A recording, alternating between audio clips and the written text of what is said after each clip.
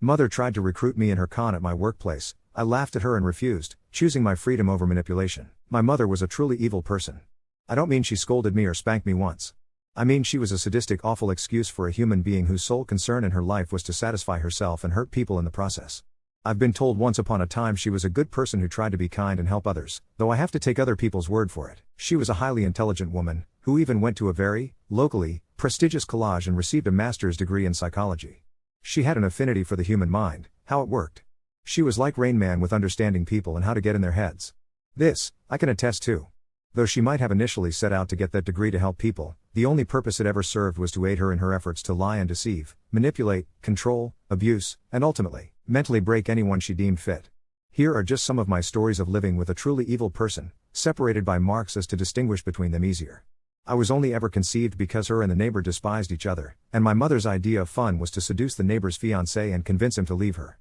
She then intentionally got knocked up, and once it was confirmed she threw him out of the house. When I was still in the womb, the doctors urged her to abort as I had a hole at the base of my spine. She asked if there was any risk to her, to which she was informed that the only risk would be to me as there was a high chance I would be born with a lifelong debilitating and painful deformity. I was carried to full term, and eventually born. She took great joy in telling this story, saying things such as you were born out of spite, you'll only know spite, or you were born because it was useful to me, and that's your only purpose in life, and I could have aborted you. I should have. You fucking owe me. To this day have never met the man that got her pregnant. It's important for me to make clear that rare were the times my mother was ever physically abusive to us kids, though the times she was to anyone were awful. She was a very large woman, standing 5 feet 10 inches and weighing /250 pounds. She often used this size to intimidate people, and when that failed she would use it to beat the shit out of them. When I was very young, I think around 5, my mother had one of my sisters and I in the car. I remember thinking that the car was unusually loud. I remember my sister silently sobbing in the back seat. I remember a loud screech and being jerking forward in the seat. The seatbelt hurt. My mother practically threw herself out of the car and had the door slammed shut before we'd even stopped. I looked back to my older sister and tried to express my confusion. She told me to stay quiet and cover my ears. I did, and for a while I heard nothing. Then my sister started bawling, so I uncovered them. Then I heard yelling and smashing from inside the house my mother had gone into. The yelling sounded very angry. I knew one voice was my mother, the other I couldn't tell. Then my mother's voice got louder, so did the smashing. The other voice went from angry to scared. I remember it sounding like some of the horror movies I snuck peeks at through cracked open doors late at night. My sister was begging me to cover my ears while almost hysterical and tried to force my hands over my ears again.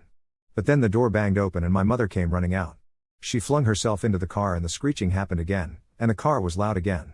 I don't remember anything else about it. It wasn't until many years later it was explained to me that my mother and aunt had some long-standing argument at the time, and it culminated when my mother, who was absolutely hammered, listened to an angry voicemail from my aunt. She loaded my sister and I into the car, and drove drunk over to my aunt's house. The noises I heard were them arguing, and after a while my mother snapped. The smashing was her ripping down the furniture my aunt used to barricade herself, then smashing a chair over my aunt and beating her with one of the legs. She almost died apparently. My aunt is a sweetheart of a woman, with a heart of gold. She has only ever loved my sisters and I always envied my cousin for that. Once when I was a bit older, however old you have to be to go to preschool, my mother came and picked me up. She seemed strange, but she was really nice. It seemed off, but to my brain it was just the greatest thing. She was in such a good mood, and wanted me to be too. I remember her talking a bit funny though, and one of the school staff who helped load kids into cars seemed very concerned. She kept asking my mother weird questions, and eventually asked me if I was sure I wanted to go with her. This was a crazy question. That was Mom, and she was so happy to see me, why wouldn't I go with her? I remember my mother having a really weird smile, but she was looking past me. I don't know how long the drive was, but I remember it being weird and jerky. Then my mother was panicking and she grabbed my arm really hard and stuffed me into the floor in the back seat.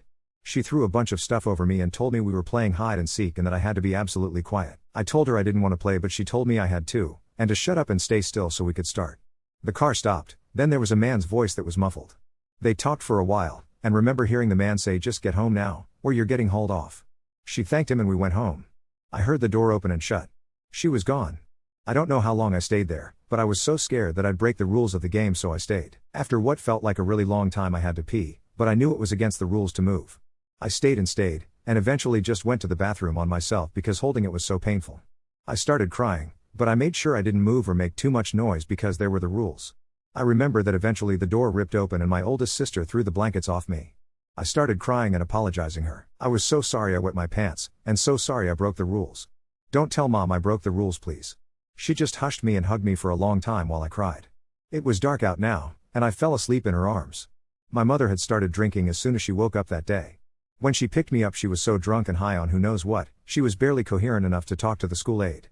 On the way home, she was pulled over by a cop. I can chalk the cop letting her go up to it being a small town and a different time and not knowing there was a child in the car, but why the aide let me go with her I will never fathom. I have since learned I had been in the car for several hours. My sisters had tried frantically to wake up my passed out mother to ask where I was. When they failed, they went looking. The oldest of my two older sisters had found me, forgotten in the car. They never told my mother, and they washed my clothes so she wouldn't find out about the accident. When I was in kindergarten and internet was just starting to become a thing, my mother discovered what she believed to be love through an online chat room. The man she met was named Jimmy, and he lived in Indiana.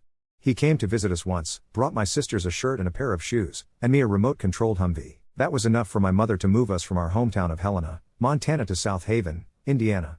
Her and my grandparents fought a lot over the next few weeks. Then the house was packed into a U-Haul truck, the car put on a dolly, and the four of us loaded in and off we went. After several days and a few times getting lost, we arrived at Jimmy's house. There was Jimmy, his adult son, and two kids, a boy and a girl, who were about the age of my sisters. I have no idea whose kids they were just there. My mother and Jimmy spent the next few days in his room, and I never saw him come out. His son sat in the living room drinking beer and watching TV, and us 5 kids all stayed in one room with a single mattress on the floor, 2 or 3 pillows and blankets, some sleeping bags. The room had clothes and toys all around the edge, just piled up. The kids were polite and we all passed the time by playing, but they were quiet and nervous, and didn't really talk about themselves much, just asked about us. I remember my oldest sister tried to go out for a walk once, but there was some yelling and she came back into the room with a red cheek and crying. My other sister and I tried to find out what was wrong, but she just sat in the corner, huddled and crying. The little girl told us that kids weren't allowed out of the room except to eat. After some days, no idea how many, I remember my sister poking me awake. She seemed nervous but told me to get up. I think it was night, or maybe morning. I got up on my knees and looked around. On the mattress were the boy and girl, and they were naked. They just sat there like that, and told us to take our clothes off. The younger of my 2 older sisters and I asked them why and they said it was a game, and we had to play. So we got naked too. My oldest sister just sat in the corner hugging her knees and watched us. We all kind of poked each other a bit, here and there, then the door opened. It was Jimmy's son. My sister and I were so afraid we're about to get yelled at, but he just cracked his beer and leaned in the doorway. He scratched his neck brace and said keep going. The little girl took my hand by the wrist and started rubbing her tummy with it. The memory ends there. I'm grateful for that. My sisters and I have never once talked about it. It seemed very soon after that my mother broke up with Jimmy and we got our own house in Portage, Indiana. I've never shared that story with anyone. When I was around 9 or so, we were living in the suburbs of Gary, Indiana. It was a rough, fucked up place. We were poor, white, and very much a long way from home. And the ghetto knew it. I can't tell you how much I got my ass whooped by other kids. I had been raised to never, ever, hit a girl, so when my 3 main tormentors became 3 little black girls, I was pretty well fucked. They kicked the shit out of me on the daily. Got to be a pretty fast runner though, for a fat white boy. Got smart too. Knew when they'd be at the park, which entrances they would normally block. And I learned real fast that some streets, they would absolutely not go down. At the time I didn't know why. Looking back I think it was because of their brothers, and where those brothers' gang didn't own the turf. While I was busy spending my days running, and making friends who weren't white and also who were willing to protect my goofy ass, my older sister had thrown herself into school in every related program she could and was almost never home, and my oldest sister was always off somewhere knocking boots with some guy. My mother had no job, hadn't since we moved to Indiana. The only reason we had housing was because it was all Section 8, and the only reason we had food was because my mother was almost unparalleled in her ability to scam the government and any sort of financial aid/welfare/food share program. Countless were the sobby cover stories we all had to participate in after rehearsing with our mother. Countless were the agents who bought into our crocodile tears. During this time my mother was always drunk, or high on crack, or both. There was a revolving door of equally fucked up men she met online. They'd come in, date my mother, and most of them were abusive to us. This was the time period where my mother coined her favorite saying that we all had drilled into our heads. I don't have children. I have servants. We were treated accordingly. She never did anything but spend time in her chat rooms and get fucked up. We were responsible for the cleaning, the cooking, and the bills. My older sister had to get a part-time job at Wendy's just to pay the power bill and other shit we needed. If we wanted something, we either had to find the money ourselves, or ask our grandparents. The latter was only allowed if we were also able to squeeze them for cash, which of course upon getting was to immediately be given to her. There were always the holidays though. Like Halloween, where we're allowed to do whatever we want. The only cost was when we got back, we had to give all our candy to her. And of course, if we didn't earn enough, we had to go back out. We quickly learned the best time to go out is around 11 to 12 at night, as most people are done and just dump their bowls in your bag. We also learned to make regular trips to stash spot and come back out with nearly empty sacks, and tell people we had barely any candy so they would give us more. We also learned we could trade parts of our costume with each other and most people wouldn't remember us. Christmas was great. Sometimes we even got our gifts, sometimes we even got to enjoy them for a while before they inevitably got pawned or sold for money. That was a recurring cycle. Every time we had something nice, the days were numbered until our mother pawned it. The only console we had for years was a Super Nintendo with Super Mario World 4 or some shit. Although when the PS3 had been out for a few years, we did eventually manage to scrape some money together and get a PS2 for the first time ever. We spent days taking turns playing the 3 games we had. Surprisingly, we got to enjoy that for a couple months until it got pawned. See, my mother had turned it into a scam. She would pawn all our shit, then give us an amount we had to con our grandparents for. She would use the money to unpawn things, and all the profit went to her. Our only solace was every summer my older sister and I got to spend 3 months with our grandparents back home in Montana, but of course they had to pay to come and get us, and then to bring us back. As for life there, eventually a group of Mexicans moved in next door, and took our family under their wing. They fed us kids when we were hungry, and they made sure nobody in the hood fucked with us. They couldn't give a shit about our mother, but us kids were untouchable. I thank my lucky stars for Jose, and his sons Omar and Marco who became my only 2 real friends. I love that family. The grandma, though she couldn't speak a word of English, would grunt and point us into seats at the table and make us eat till we were full. We called her Mexigram, and she was dope. There are other horror stories from this time too, I'll try to be brief.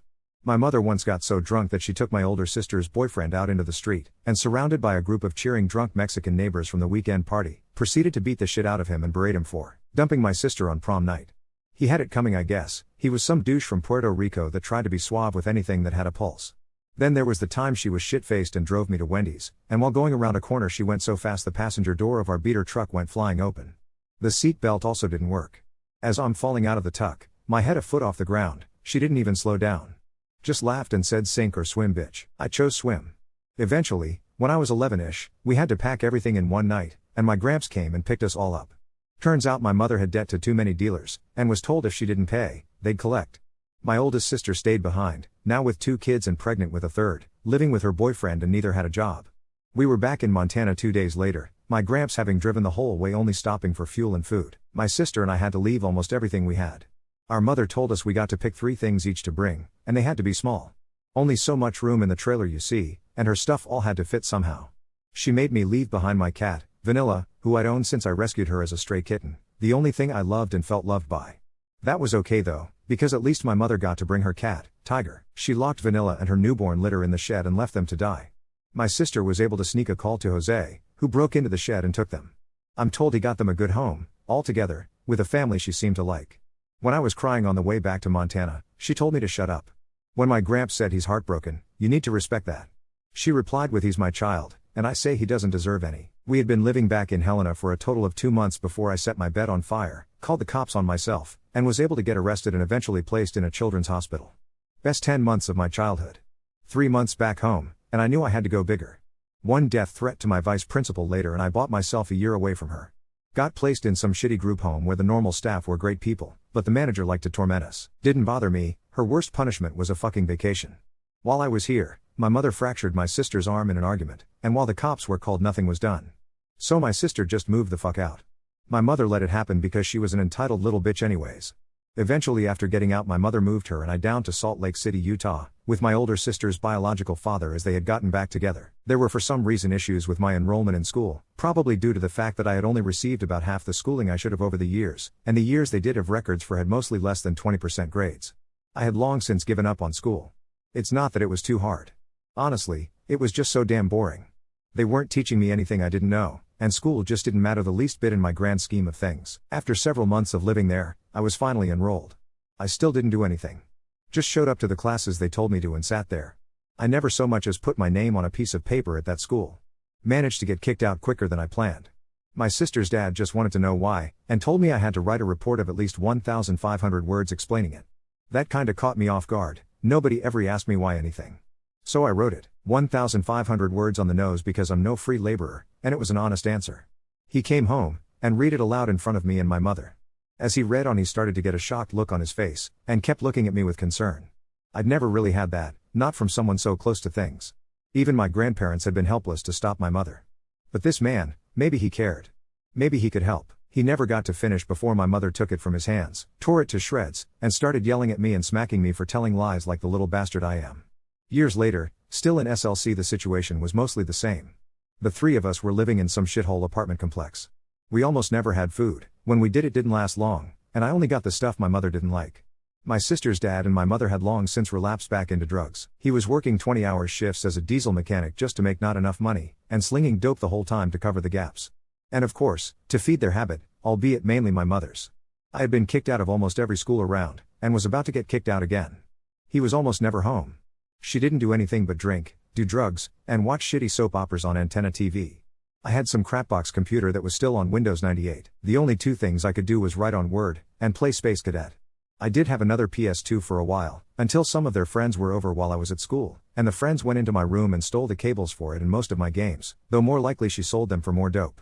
From that point on, I had to use the power cord from some old printer. It wasn't the right one though, and the console would only work for 5-ish minutes before it would shut down and took hours to turn on again. This was by far the darkest time of my childhood. I had no friends. The school and all the teachers hated me, thinking I was just some lazy moron. My family might as well have been on a different planet for all the good they could do. And the only grown-up that cared had been twisted by my mother. He would get home at 2 or 3 in the morning, get fed some story by her, and drag me out of bed and yell at me for sometimes 2 hours non-stop. I'd be a mess of tears and snot, too hysterical to even get a word out, and she'd be on the couch, smoking, smiling. While he was at work, and if I wasn't at school, she'd make me wear the worst clothes I had, make me rub dirt on myself, then dropped me off in a parking lot somewhere. I was only allowed to use a payphone to call her once I'd earned enough money, but of course I had to have the amount she wanted plus the 75 cents to call her. Couldn't shortchange her now, could I? One day when I refused, and she started getting mad. She yelled. She threatened me. As I sat on the end of my bed, she told me if I didn't move now she was going to beat me until I couldn't move. I told her to give it her best shot. The first hit landed right upside my ear. Hurt so bad I instantly teared up. I stood up and met her eye to eye. She was a big woman, but big women breed big kids, and I was damn near 6 at the age of 15. She was big, but I was finally bigger. She swung again, and how I stayed upright I'll never know. She had me seeing stars and birds. Guess maybe she was right. I was born to spite a bitch after all. She told me she brought me into this world, she could sure as shit take me out of it. I smiled and said, I already told you, give it your best shot. She slammed my door in my face and never laid hands to me again. The only friends I had in the world were our dog, Jazzy, who was a dipshit doofus Shar-Pei that loved literally anything he could lick, and our cat Horty, who slept with me almost every night while I cried. Eventually things came to a head when my sister's dad's parole officer finally caught him and sent him back to prison, and my mother had no way to take care of me. So she sold me. For drug money. To my own grandparents. She was demanding $500, but they had been bled so dry at this point they could only afford $100 and still be able to come get me. She took the money. A few days later they picked me up. They could only fit my clothes and basic stuff in the truck, and I was only able to bring the 2 cats we had with me. Jazzy was left behind. He got out of the car she was living in a few weeks later, and was killed by a car. That was what I eventually worth to my mother, $100 that got shot right into her veins. One high. That was all it cost to own me. I haven't seen her since. She's tried a few times to reach out. She can try all she wants. I'll never let her into my life again. I've long since let go of the anger and animosity towards her. It's not a grudge that keeps me away. Maybe she is a different person, and maybe she truly has changed, but it is simply not worth the risk to my happiness. I don't know why she's mad. After all, she was the one who taught me that people are numbers, and that bitch is a living deficit. I know there's been some heavy shit here. I honestly can't describe how it feels to finally have let some of this out after all these years. I'm doing much better now, and even though my life has plenty of problems at the moment, I know I will make it. The man I spoke about, my sister's father? Well, now he's my dad too. He cleaned up his act, moved back up north to be around me and my sister. He's earned the title of father from me, and I have come to love him as the only father I've ever needed. My older sister is now married with a kid. She has a full-time job that makes good money, and a degree in social work that she hopes to someday use to help children like us. My oldest sister still lives in Indiana, but hopes to move her family back home to where our hearts have never left, Montana. She has an awesome boyfriend who treats her right, and 5 kids that are lucky to call her mama. Both my sisters are the best mothers a kid could hope for, and I feel nothing but pride and love for them. My mother was an evil woman. She would get in your head. It was worse than being made to feel bad. She would make you feel like you were worse than nothing, and make you believe you deserved it. She would use any weakness, any emotion, anything she could, she'd use it against you. She was a black hole that sucked the love, happiness, and life from everyone and everything around her. She was not a mother. She was a parasite that managed to procreate. Nothing more. Nothing less. That said, I do not blame my mother anymore, as it simply does no good. However, I got plenty of blame to slather around to all the useless adults along the way who could have helped but didn't. I can't tell you how many times we tried to tell our teachers, our schools, social workers who investigated, cops who were called, anyone who would listen, about the shit that was going on. And none of them, not a single fucking one, lifted a fucking finger to help. Our grandparents even tried for custody once, but the courts ruled in favor of our mother because there's no proof of physical abuse, and children belong with their mothers. If I could get 1 minute in a room with all those shitheads, I'd make them feel the hopelessness and despair they all left us too. Dark shit aside, here are some positive takeaways I've found from all this. 1. Blood is not always family, and family doesn't always have to be blood. Despite what anyone may try to tell you, you can pick your family. 2. You don't owe anyone a damn thing just because you were born. You didn't ask to be, it wasn't your choice. You alone own your life. 3. No matter how bad it gets, or how dark it is, there is always a way to go forward. Do whatever it takes to find it. 4. It's okay to not be okay, and it's okay to talk about that. 5. Find the people who love you, no matter who they may be. Those are the only people worth having in your life. Don't feel bad about getting rid of the rest. The only way to stop cancer from spreading is to cut it out. 6. Not all abuse is physical. The worst wounds are the ones no one can see. 7. You can survive anything. I did, and I'm by no means anything special. Update 1. I was so scared to hit post, but your support honestly means more than I can describe. Enough of the warm fuzzies, though. I promise the next chapter if folks were interested. So here we go, the best, and worst, new shit that's happened, and a few stories I always meant to put down but left out in my first post. Buckle up, I guess. More wild, real-life soap opera coming your way. First, the newer stuff, the evil tornado returns. I should have figured my mother's return into my life would come sometime, but honestly, I didn't expect it would be this time or this way. She showed up at my work. Let me set the scene. It's a Tuesday, I'm living back in Montana, stacking boxes in the storeroom at my, very basic, retail job. I turned around and there she is, bigger and older but unmistakable in that way only the truly resilient narcissists are, leaning on a cane, puffed up, hair dyed black again like she thinks she's still 35 and not closing in on 60. Our eyes lock for an icy second. She tries the "hi honey" voice. The one that always preceded a scam. I froze up, but years of therapy and being out of her orbit kept me from running, muttering, or, God forbid, apologizing just for breathing. She started with crocodile tears and the old lines, "I'm sick. I need you. I've changed. Family is all that matters." I expected some desperate plea for money, wrong, or maybe wanting to move in, double wrong. This time it was more convoluted. She had turned her family-ruining powers on some brand new poor bastard in Seattle. Apparently, he had money and was catching on to her grift. So she wanted me to play along as her loving, loyal son for a visit, to boost her credibility and help run a new round of her "I'm just a sweet, misunderstood, family-loving woman" con. I laughed, actually laughed in her face, like some kind of maniac. For the first time, she looked caught off guard, like her old playbook was missing a few pages. I didn't yell, I didn't get angry. I just told her, "You should have called an actor, I don't do gigs for free." Then I went back to work. Last I heard, she moved back to Spokane and immediately got thrown out of a housing assistance program for fighting some 40-year-old neighbor over disability checks. Family gossip, some good, some bananas. My oldest sister finally did it, packed up her kids, loaded up a rented trailer, and rolled into Helena like a one-woman convoy. Car broke down halfway, of course, but Jose from Indiana arranged a GoFundMe after we reconnected on Facebook. Yes, the same Jose whose mother Mexigram saved us back in Gary. He's a dad now, runs a landscaping business, and apparently still remembers when my mother threatened to call ICE on his grandma for not sharing her government cheese. Yeah, that happened. Oldest sis is thriving now. She's working at a daycare where I swear half her clients are local teachers and social workers, doing for other kids everything we desperately needed and never got. Last week, one of her little foster kids asked if she had any real family. She just smiled and said, "Honey, you can choose your family, look at us." And gave all 5 of her kids a hug. "Reader," I cried, "my other sister, my rock, the one who always protected me and snuck out to check on me in the car? She's unironically killing it. Got a job as a paralegal for a firm that helps kids get out of shitty foster placements. Has a new boyfriend who everyone actually likes and comes over to play Mario Kart with us. Old habits die hard." She finally opened up about Jimmy and that house in Indiana. We both talked about therapy. Not gonna lie, it broke me a little, just knowing she carried the same guilt and confusion I did for so long. Now the crazy twist, Grandma's secret. Remember my mother's parents, the only stable people we had, even if the courts wouldn't listen to them? Well, after my last post, Grandpa got in touch. He's 87 now and sharp as a tack. He told me a secret my mother never let slip. After we were taken in by them the last time, they actually hired a private investigator to follow my mother for 3 months. You read that right. They took social security checks and paid a pie to try and prove we were being abused so the court couldn't ignore it, This pie found out my mother had been running car accidents, intentionally getting rear-ended, always after a new insurance policy started, faking injuries, and then splitting the payout with sketchy chiropractors.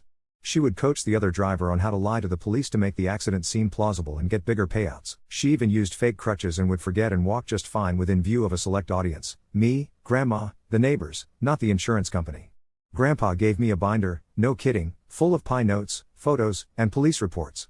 My mother was almost charged with felony insurance fraud, but the key witness, her last partner in the scam, disappeared after being arrested for something else. After that, they dropped it, as our state's DA at the time didn't prioritize fraud cases with no victim. Grandpa has some words about that guy. How did that come out? Because this year, Mom got caught again, tried a watered-down version on a guy she met over Facebook, who, unfortunately for her, was already being investigated for Social Security theft. She bailed, disappeared, and is now living out of a used Ford Aerostar by the explanation of her current boyfriend, who called me to ask if she ever liked cats. The wildest recent moment, the envelope. Fast forward to this March. I come home from work to find a thick, battered envelope wedged in my mailbox. No return address, but the postmark is from Spokane. Inside, 13 old photos, some of me and my siblings as kids, some of old pets, some of random buildings I kinda recognize, a handwritten, 8-page letter in my mother's cramped cursive, and a social security card that doesn't belong to anyone I've ever met. The letter is a wild ride. She blames the system for her mistakes, claims she tried to do right but people wouldn't let her. Then she says she's leaving town. By the time you read this, I'll be gone, and wants me to remember the good times. She tries, badly, to apologize for a few specifics, but it's barely disguised blame shifting. I wish you'd helped me be a better mother. Made me legit laugh. On the last page she writes, if you ever want to find me, ask about the blue tent at the edge of Spokane Falls. Spoiler, Googling this gives you like a zillion weird tent communities and Bigfoot sightings. I almost threw it out, but my therapist told me to keep it as a reminder, not that people change, but that I no longer owe her a damn thing, not even closure. Surprising connections, new doors. Here's where life gets good again. Because after reading my last post, 2 different people from my childhood got in touch. One was an old caseworker who, get this, actually did try to help, but said she was always squashed by her supervisor or blocked by judges who felt mothers know best. We met at a diner and she nearly sobbed, saying she felt she failed us. We talked for hours. I mostly thanked her for even trying. The other? Mexigram's daughter, who was about my age. She told me their family remembered me as the little white kid they couldn't fatten up, and had always wondered what happened to me and my sisters. She invited me to their mom's 80th birthday party in Chicago next spring, so it looks like I'm taking a train across the country with my sisters, and hugging some old ladies for the first time in forever. Full circle, I guess.